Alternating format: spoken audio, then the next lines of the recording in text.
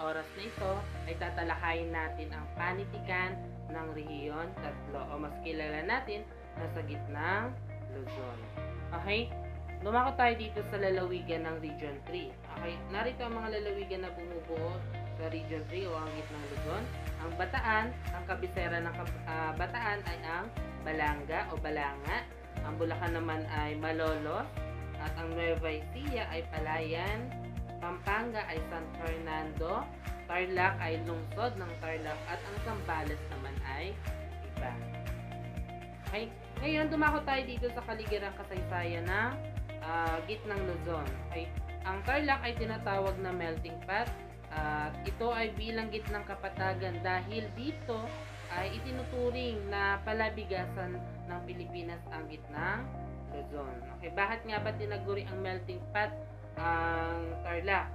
Okay, anong dahilan kung bakit? Okay, tinaguri ang melting pot ito dahil samut-sari ang mga kultura na nakapalibot sa rehiyong ito. Isa na rito ang mga pagkain na mula sa iba't ibang dako ng bansa na kung saan naging parte ng ating kultura sa Tarlac.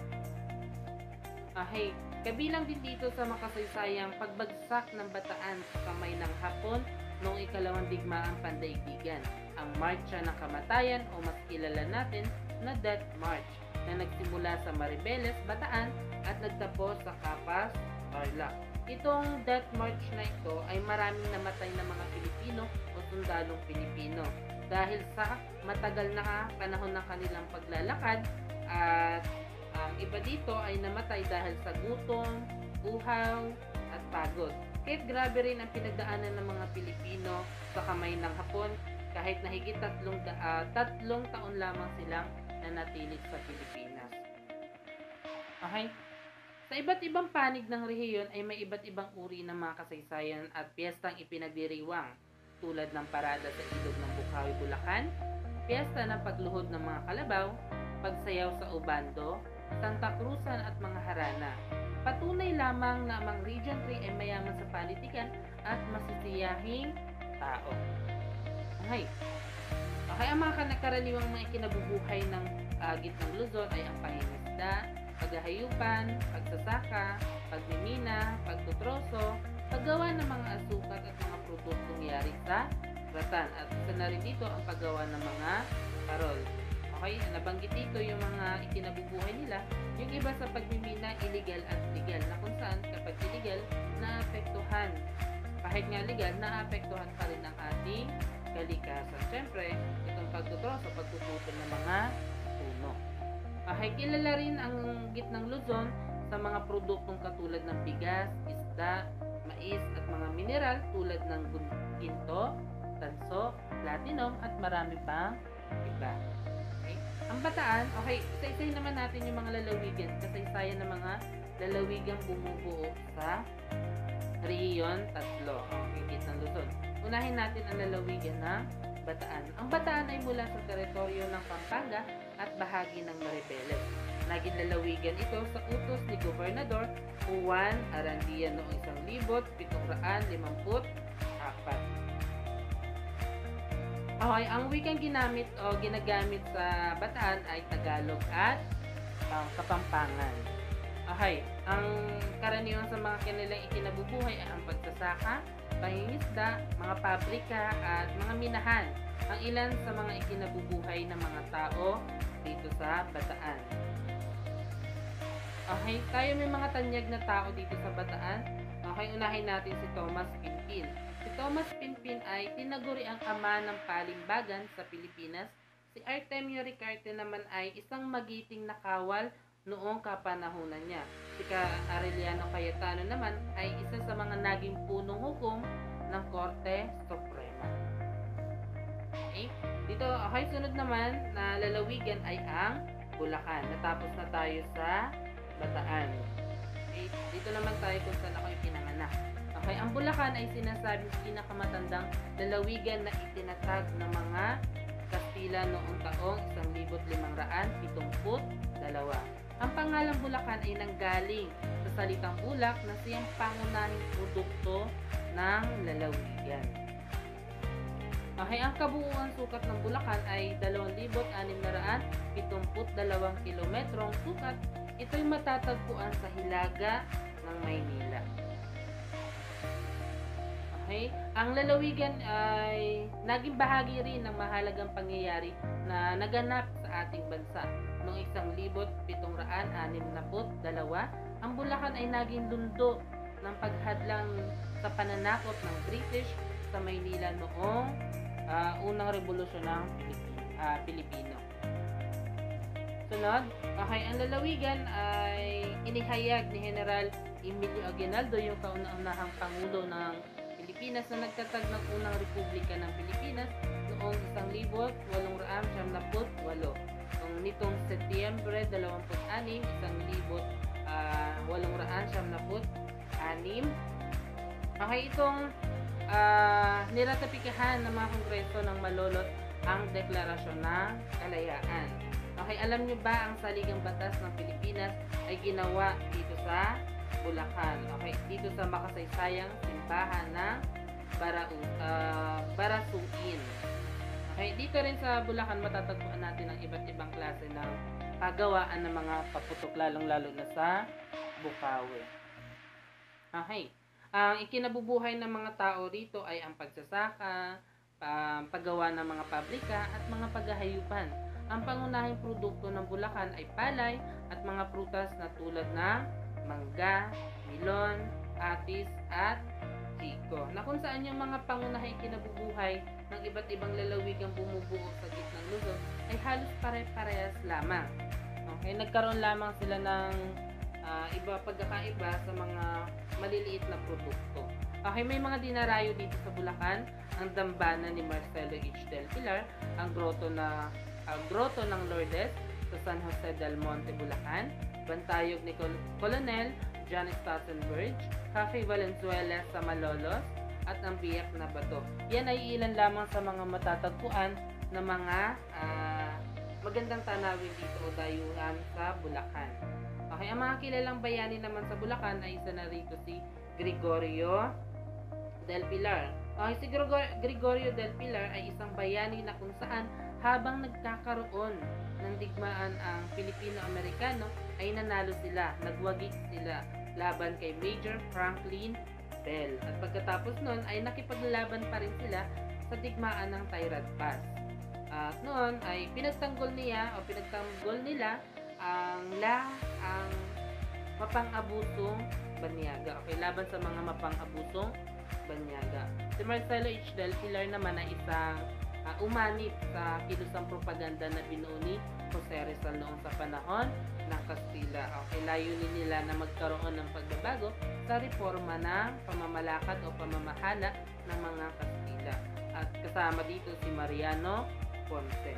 Okay, si Teodora Sandico, Isidro Torres ay isa sa mga bayani rin ng Bulacan. Si Francisco Balagtas ay ama ng balagtasan at ang kanyang akda ay ang Florante at Laura.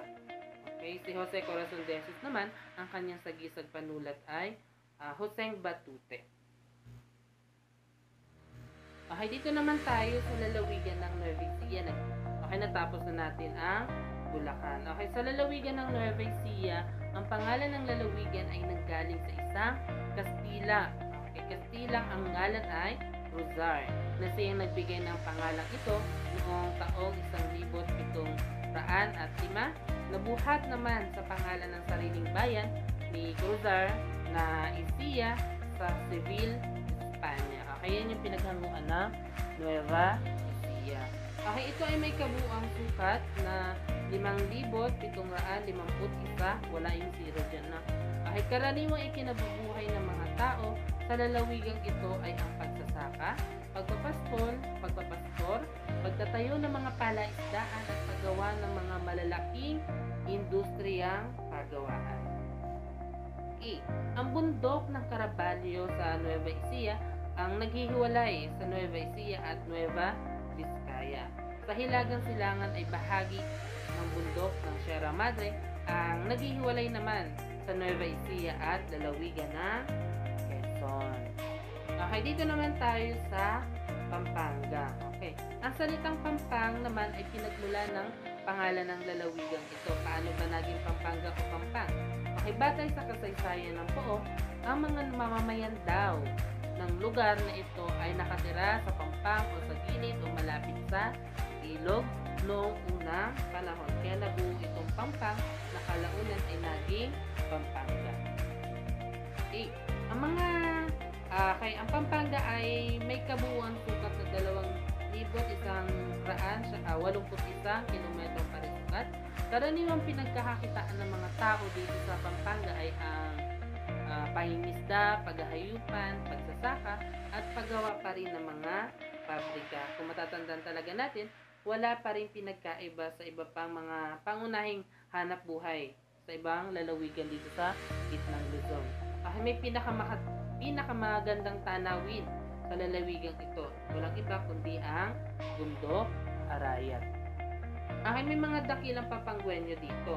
Mga iba dito ay mga bayani at isa sa mga tumatak dito sa Pampanga. Unahin natin si Juan Crisostomo Soto.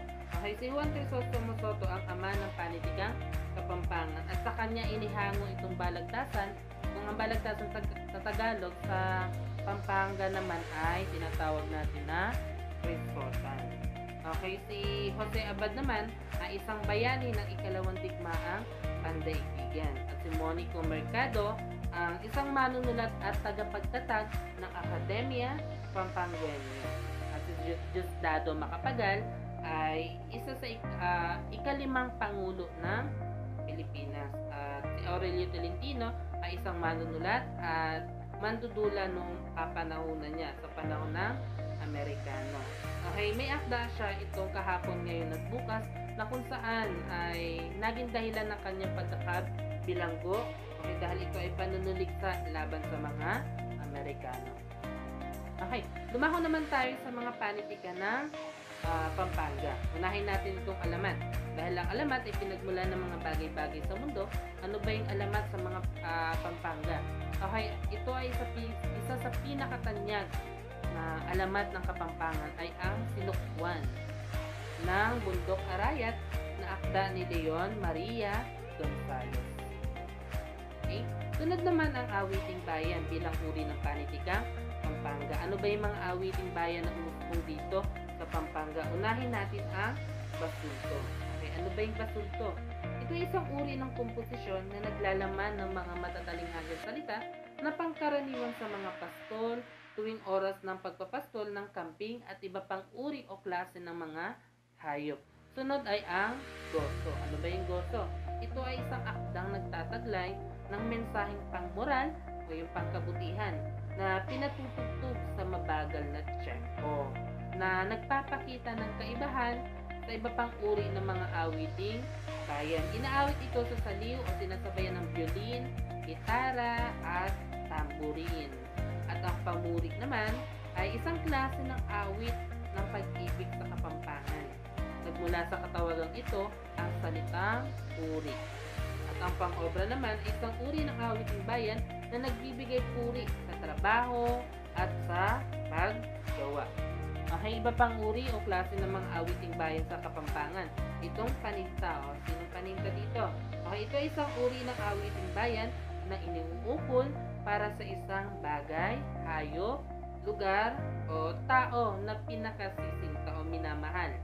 Ang karagatan naman ay isang nakapaloob siya sa patula o sa uri ng patula, itong tulang patigan. Tagisan ng talino. Ang karagatan ay isang matalinghagang laro na isinasagawa batay sa pagkawala ng singsing ng isang prinsesa sa gitna ng karagatan. Ang sunod naman ay ang duplo. Ito yung pumalit sa karagatan. Ito ay isang paligsahan na nag-ugat sa mga Kastila at pinaglalahukan ng mga manlalaro kung saan tatagisan sila ng husay sa matatalinghagang bigkasan na kung saan yung mga paksa nila ay mga karunungang bayan. Ang sapatya naman. Ang sapatya, ito ay isang uri pa rin ng awiting bayan sa Kapampangan na nag-uugnay sa politika at pamahalaan. Ang mga taludtod nito ay inaawit habang sinasayawan ng mga kalahok sa saliw ng mga kastanyeta. At ang sunod naman ay ang diparan Ang Dipara na isang uri ng awiting bayan na naglalaman ng mga kasabihan na nagsasabi na ang karaniwang karunungan o paniniwala at mga napatunayang karunungan, naranasan. Okay? At iba pang mga uri ng panitikang Kapampangan ay itong panrelihiyon na kinapapalooban ng pasyon at mga dasal. Sunod, okay, mayroon pa rin tayong mga panitikang Kapampangan, itong komedya. Ano ba yung komedya?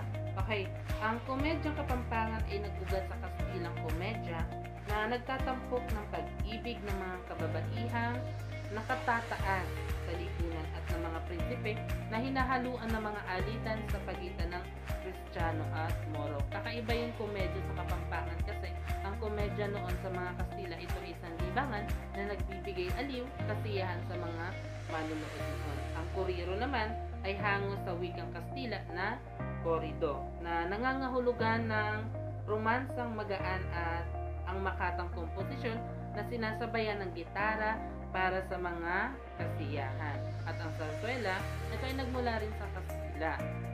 Ngunit hindi siya masyadong naging laganap. Okay, naging laganap siya sa panahon ng Amerikano. Okay, ano ba yung sarsuela sa Pampanga?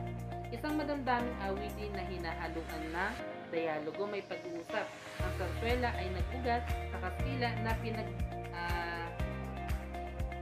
buhat sa lugar na pinag-umpisahan dito. At ang nobela ay binubuo ng mga kabanata at sa Kapampangan ang nobela ay hindi masyadong naging ginamit.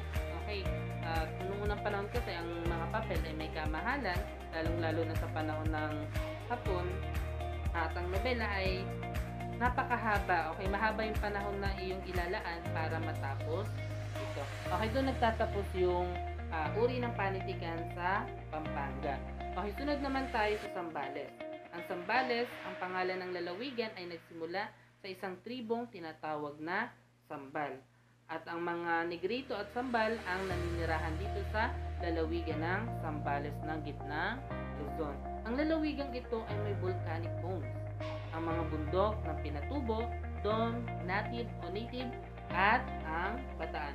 Okay, dyan nagtatapos ang kasaysayan o nakapaloob tungkol dito sa gitnang Luzon. Okay? Okay, maraming salamat sa inyong pakikinig at panunood.